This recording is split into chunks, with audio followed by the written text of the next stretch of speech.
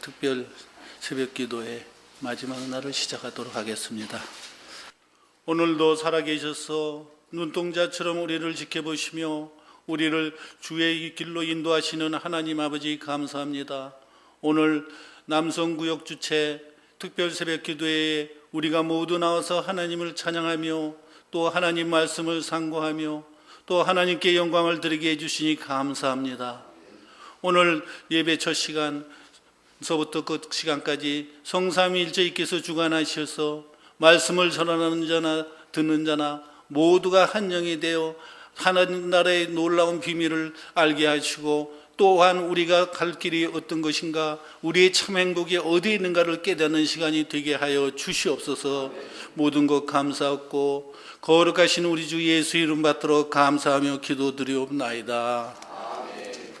하늘에 계신 우리 아버지여, 이름이 거룩히 여김을 받으시오며 나라에 임하옵시며 뜻이 하늘에서 이룬 것 같이 땅에서도 이루어지이다. 오늘날 우리에게 일용할 양식을 주옵시고 우리가 우리에게 죄 지은 자를 사하여 준 것 같이 우리의 죄를 사하여 주옵시고 우리를 시험에 들게 하지 마옵시고 다만 악에서 구하옵소서. 대나와 권세와 영광의 아버지께 영원히 있사옵나이다. 아멘. 오늘 하나님께서 주신 말씀은 요한복음 21장 15절에서부터 17절까지입니다.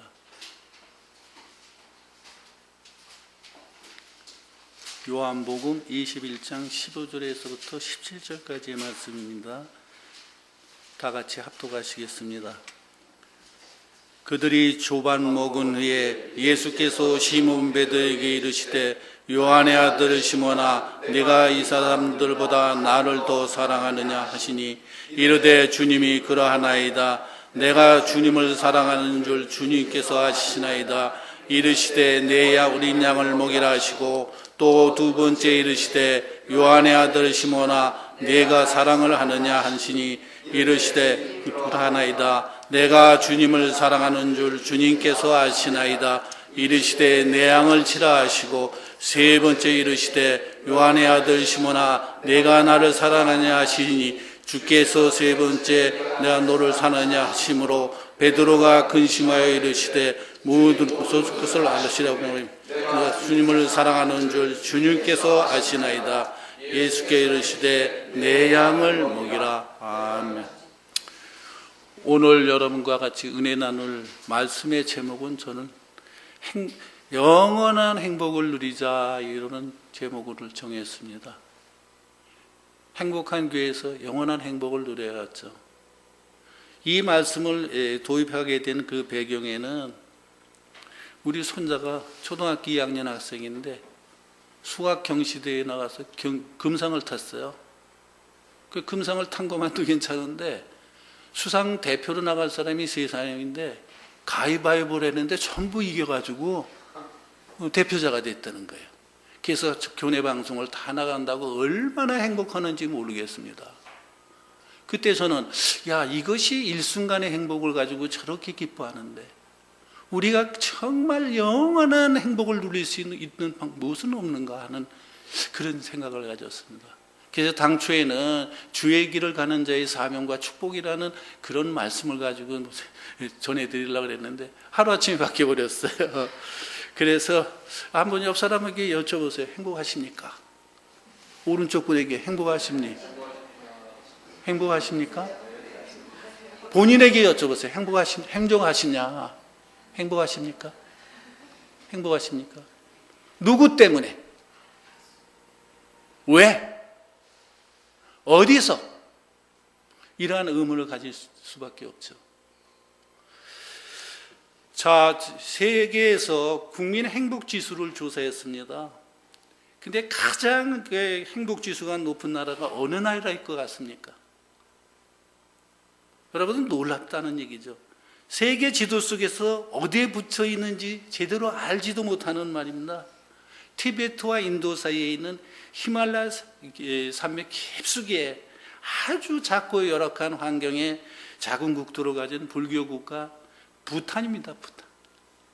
이 나라는 국민 소득이 세계 중에서는 가장 낮은 가난한 빈국입니다. 그런데 왜 이 사람들은 그렇게 행복하다고 하느냐, 그런 얘기입니다. 이 사람들이 5,000원을 벌면 3,000원으로는 맥주 한 잔을 사 먹고 1,000원으로는 쌀을 사가지고 가고, 그리고 남은 것으로 1,000원으로는 희망이라는 복권을 산다는 거예요. 그리고 1,000원이 더 있으면은 절에 찾아가서 시주를 하고 복권이 당첨되기를 바란다는 것이죠. 빌고 내려온다는 거예요. 그러면서 씩 웃으면서 오늘도 행복하게 하루를 살았노라 하고 이렇게 고백한다는 것이 부탄 국가 사람들의 모습입니다. 이 사람들이 물질이 있다고 해서 그런 것도 아니지 않습니까? 그런데 우리 이렇게 이 사람들은 헛되고 헛된 환상을 소망으로 갖고 있는 이 사람들도 매일매일 그렇게 행복하게 살아가고 있는데, 부정각한 것이 없고 여유롭고 주말이면 또 레이저 활동 신나게 하고 복지라는 복지는 다 받고 사는 우리 국민들은 어떠하냐, 그런 얘기입니다. 애처롭게도요, 우리나라 행복국민지수는 밑에서 몇 번째인지 모릅니다. 자살률은 가장 높고 출산율은 가장 낮으며 퇴폐가 만연해 있는 우리나라 국민들을 볼 때 우리는 영생의 소망과 하나님의 자녀로서 축복을 받고 사는 우리들이 앞에 있는 육신의 정욕과 세상의 욕망만 가지고선 살아가는 우리들을 생각할 때 우리에게 일깨워주는 하나의 경종이 아니겠느냐, 저는 그렇게 생각합니다. 자, 행복에 관한 영국 속담에 이런 말이 있습니다. 하루가 행복하려면 이발을 하거나 미용을 하라고 그랬습니다. 일주일에 행복하려면 여행을 하시고, 한 달이 행복하려면 새 차를 사시라는 거예요. 또 1년이 행복하려면 새 집을 사라고 하셨습니다. 그런데 영원한 행복을 느낄 수 있는 방법은 여기에도 없군요. 그렇다면 우리는 천국에서 하나님과 함께 영생 복락을 누리는 것이 영원한 행복이 아니겠느냐. 할렐루야. 예. 그러면 천국에서 영원한 행복을 누릴 수 있는 방법이 무엇일까요? 누가복음 11장 28절에 이렇게 말씀하고 계십니다. 하나님의 말씀을 듣고 지키는 자가 복이 있느니라 하셨어요. 복 중에 가장 큰 복은 하나님의 말씀을 듣고 지키고 나아가서 전하는 것이 우리의 사명이요, 여기에 참 영원한 행복이 있다는 사실이죠. 그래서 주님께서는 너희는 온 천하에 다니며 만민에게 복음을 전파하라는 명령을 주셨고, 또 예수님께서는 예수님을 부인하던 베드로에게 너가 나를 사랑하느냐 3번 여쭤봤습니다. 그러고는 베드로에게 무슨 명령을 주셨습니까? 내 양을 먹이라, 내 양을 치라는 이 말씀을 3번 하셨습니다. 우리가 살아가면서 어떠한 목적이나 목표가 없다면 죽은 목숨이나 다름이 없습니다. 우리 성도에게는 하나님의 주시는 사명이 없다면 우리의 성도는 죽어 있는 것이나 다름없다는 것이죠. 그러면 사명자가 되려면 어떻게 해야 될 것이냐? 저 요새 사회에서 한간에서 크게 회자가 되고 있는 영화가 있죠. 보셨습니까? 명량. 보셨어요? 한 번쯤 보시는 것도 괜찮아요. 우리 손자가 그걸 보고 오더니 제가 실수를 했어요. 필사즉생이라 그랬더니 할아버지 거꾸로 해요. 필사즉생, 필생즉사라. 즉 이것은 무슨 말씀이냐? 우리가 나를 버려서 어떤 누구를 구하지 않으면 안 된다는 그러한 것이죠. 그래서 하나님께서는 우리에게 죽어가는 영혼들을 구령하라는 그러한 명령을 주셨다는 것입니다. 자, 제가 강의를 가갖고 이제 학생들한테 이제 강의를 했는데, 강의 들은 학생 중에 한 사람이 저한테 싸이월드를 통해서 문의가 왔어요. 강사님, 제가 소방관이 되려고 그러는데 앞에 장래는 어떻습니까? 앞으로 이 장래가 전망이 어떻습니까? 이렇게 문의가 왔어요. 그래서 저는 싸이월드에다 이제 대답을 해줬죠. 전제 조건이 있다. 소방관이 되려면은 살신 성인의 정신이 아니면 안 된다는 것이죠. 이것이 먼저 안 되면 안 되고, 두 번째 조건은 체력과 적성이 맞아야 된다 그랬습니다. 체력이 딸리면은 누구를 구해주겠습니까? 또 그 다음에 소방관이 되면요, 각종 험한 꼴을 다 봅니다. 교통사고 현장에서 말입니다. 별 다친 사람, 죽어가는 사람, 죽은 사람, 화재 현장에서 이런 것들을 많이 보죠. 그래서 소방관으로 처음 들어오는 초임자들은 한 달간 밥을 못 먹어요. 그러한 조건이 필요하며 앞으로의 장래는 3D 업종으로 우리는 다시 돌아갈 것이다 하는 이런 답변을 해줬습니다. 자, 예를 들어 한번 웃음의 소개를 한번 해볼까요? 태평양 한가운데에서 유람선이 침몰을 막 하기 직전입니다. 구조 헬기가 날라왔어요. 팍팍팍팍 하고 날라와서 사다리 줄을 내렸죠. 구조 로프 줄, 사다리 줄을 내렸습니다. 그러면서 기장이 그런 얘기를 했어요. 이 헬기는 10명밖에 구조할 수가 없으니 10명 이상을 타시면 모두가 죽습니다. 그랬어요. 그런데 기장이 보니까는 제일 앞에는 여성이 타고 줄을 매고 있고 뒤에 10명의 남성분들이 잡고 있는 거예요. 그럼 그대로 이륙을 한다면 이 헬기는 추락해서 모두가 죽게 될 겁니다. 여기서 누구 한 분이 내리셔야 됩니다. 희생을 해 주셔야 됩니다. 그랬어요. 그랬더니 요 제일 앞에 있는 여성분이 까짓것 제가 희생하겠습니다. 일평생을 시부모를 위해서 희생을 해왔고 개떡 같은 남편을 비율을 맞춰가면서 일평생 희생을 해왔고 철부지 같은 애들을 위해서 일생을 희생하였는데 이 순간 내가 희생을 못할 것이 뭐 있습니까? 그랬어요. 그랬더니 그 밑에 달려있던 10명의 남자들이 박수로 쳤죠. 결국은 누가 살았습니까? 희생했던 그 한 사람이 살았다는 것이죠. 이것이 바로 우리 성도들의 하나님의 자녀된 모습이 우리의 모습이 되어야 된다는 것입니다. 할렐루야. 우리는 이 길을 가는 것이 우리의 길이다 그런 얘기입니다. 이것이 바로 사명자의 길입니다. 또 두 번째는 살신성인의 정신이 있어야 되는 것이 우리요. 두 번째는 우리는 받기보다는 베풀기를 즐거워하는 자가 되어야 된다는 것입니다. 받는 것보다 주는 것이 몇백 배의 복이 있다는 이런 말씀이 있죠. 그래서 저는 강의 제일 만미에 천사라는 글자를 천사의 아라비아 숫자를 써놓고 이게 무슨 뜻인지 아십니까? 여쭤봅니다.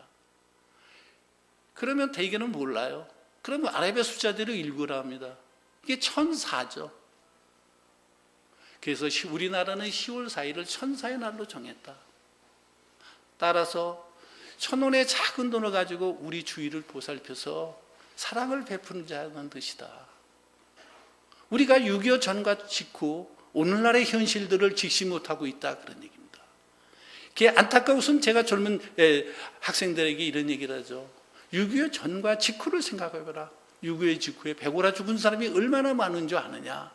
여러분들은 지금 먹을 것, 입을 것, 마실 것이 없어서 걱정하는 일이 없는데 무슨 그렇게 걱정들이 많으냐. 그 당시에 우리가 유엔으로부터의 구식의 원조가 도움이 없었으면 이 나라가 존립했겠느냐. 유엔으로부터 우리에게 원조를 못 받았으면 우리 국민이 생존해 있었겠느냐 그런 얘기입니다. 그래서 우리나라가 이제는 경제 대부흥을 이뤄서 10대 대강대국에 들어갔으니 우리가 이제는 그것을 되갚아 줄 때시다. 이렇게 얘기를 합니다.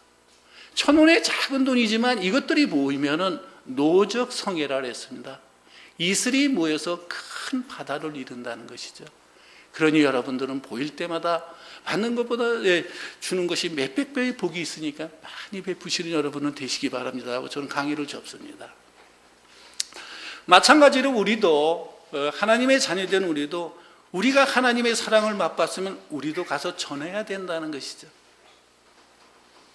여기에는 말입니다, 어떤 전제 조건이 없습니다. 무조건적인 사랑을 받았기 때문에 무조건적인 사랑을 베풀어야 된다는 것입니다.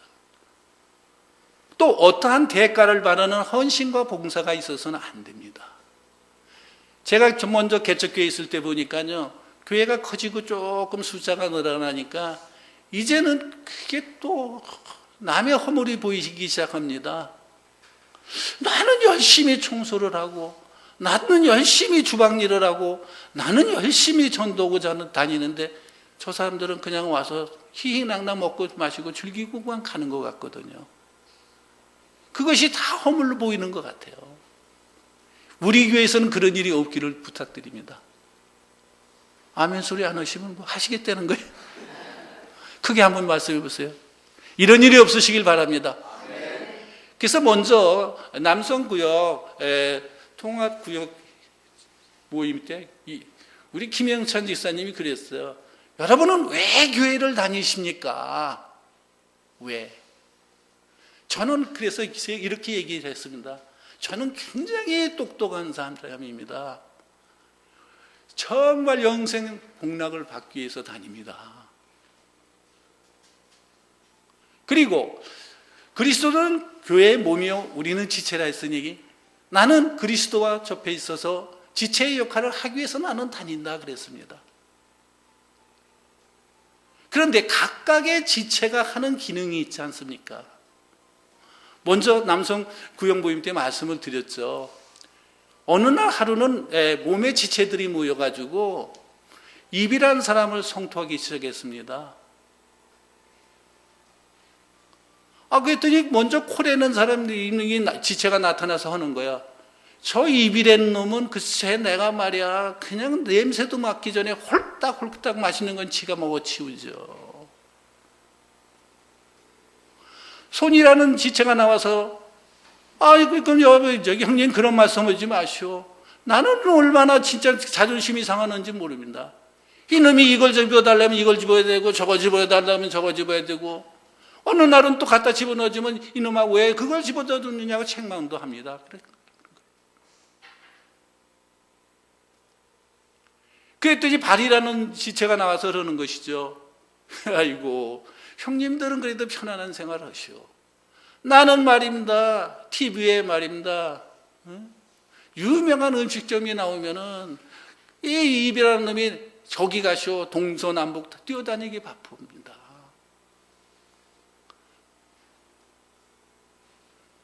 그랬더니 눈이라는 지체가 나와서 말해 이러는 거예요. 나는 그 안 입고 있는 일을 날마다 보고도 살고 있지 않습니까? 그랬더니 귀라는 지체가 나와서 이랬습니다. 저는 앞으로 들어도 들은 것처럼 안 할 것입니다.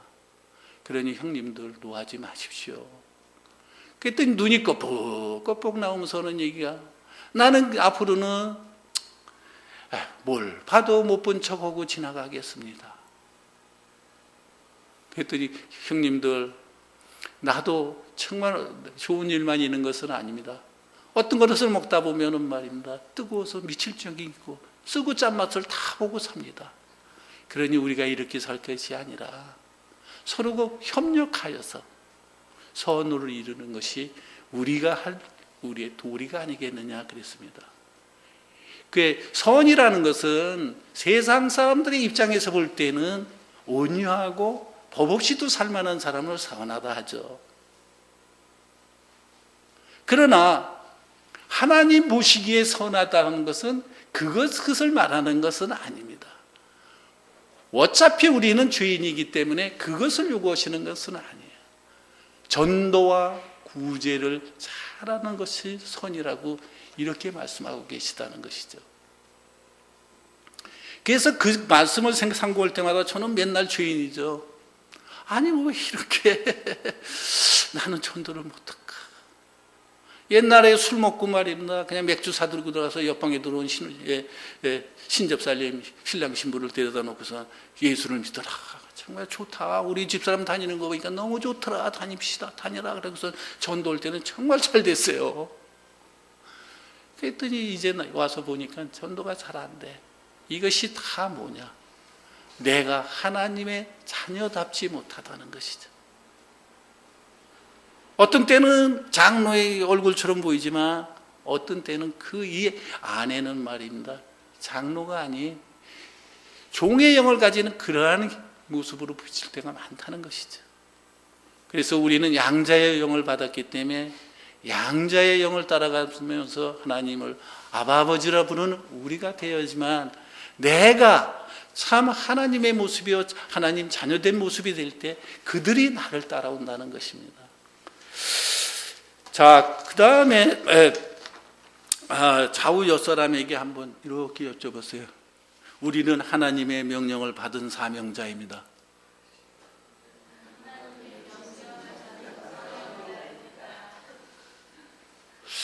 어떻게 조금은 그러네요. 껄쩍지근하네요.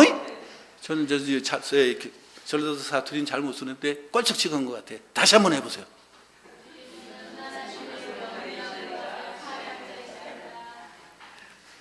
사명을 못 받았다는 것은 죽은 목숨이나 똑같습니다. 어떻게 제 목사님이 찔림을 받을 때 찔림을 알아야지만 살아있는 성도다 그랬습니다. 그랬더니 우리 이경자 전사님께서 나는 정말 목사님 말씀할 때마다 찔림을 너무 받아서 죽겠다는 거예요. 그래서 제가 그런 얘기를 했죠.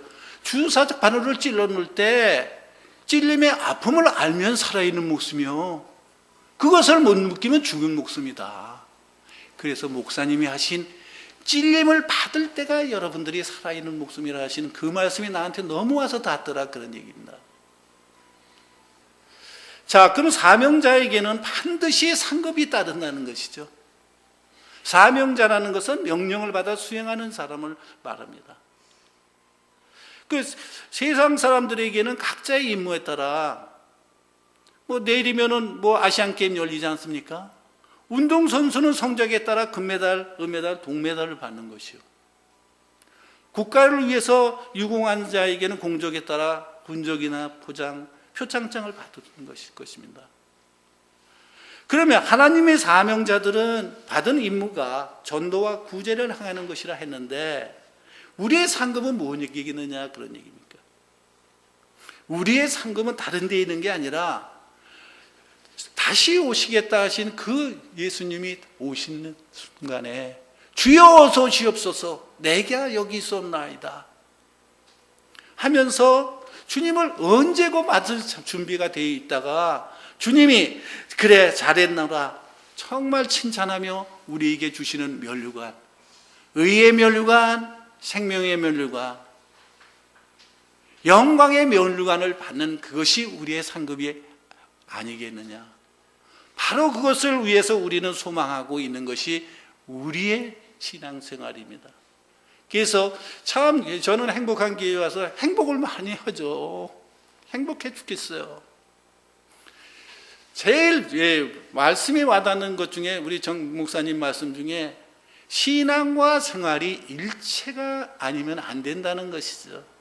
신앙 따로 생활 따로가 돼서는 안 된다는 이 말씀이 저는 가장 정말 나한테 와서 닿는 말씀이었습니다.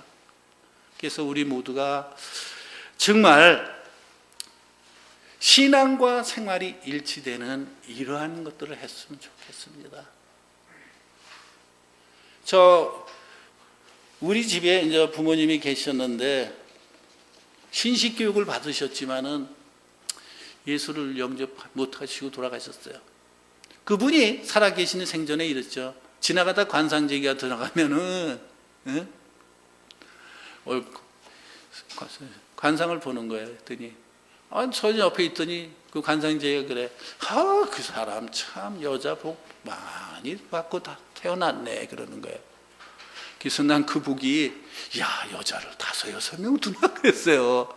그랬더니 그게 아니라 바로 예수를 믿게끔 인도해 준 우리 이경자 전도사. 저 여인이 진정 말입니다.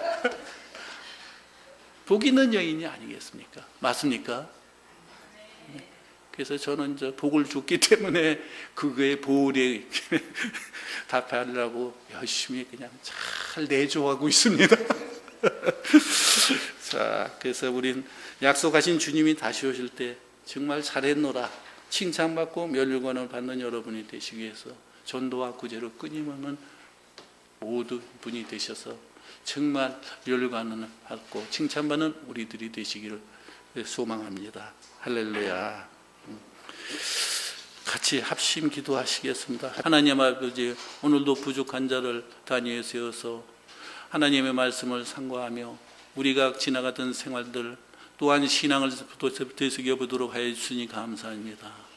우리가 이 세상 살아가는 동안에 주님의 사명을 받은 것이 큰 복중의 복이요, 그 사명을 잘 감당해서 하나님이 다시 오신다는 그때 주여 어서 오시옵소서, 내가 여기서 싸움나이다 하고 주님을 영접할 때 주님으로부터 너는 잘했노라 칭찬받고 주님이 주시는 멸류관을 받는 우리 모두가 될 수 있도록 축복하여 주시옵소서. 감사하고 우리 주 예수 받도록 기도드리옵나이다. 아멘. 이제는 우리 구주 예수 그리스도의 은혜와 하나님 아버지의 극진하신 사랑과 성령의 교통하심과 인도하심이 이제 오직 주를 사랑하여 주의 사랑 가운데 거하며 주님의 사랑을 나타내기로 작정한 모든 심령들 가운데 이제부터 영원토록 함께 있을지어다. 아멘.